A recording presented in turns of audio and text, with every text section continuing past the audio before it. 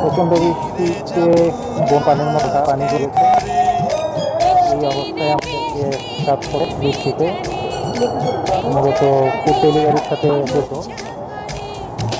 তা food delivery company সবাইকে ছুটিতে এখানে কাজ করতে আজকে প্রচণ্ড ঝড় বৃষ্টি, পাশাপাশি রাস্তায় পানি জমে এক অবস্থা।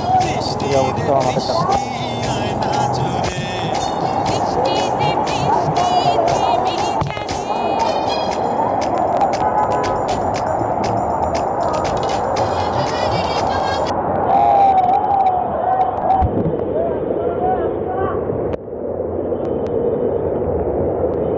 ফুড ডেলিভারির কাজ করি, পাশাপাশি ফ্রিল্যান্সিংয়ের মাধ্যমেও বিভিন্ন ফুডের ডেলিভারি করে থাকি।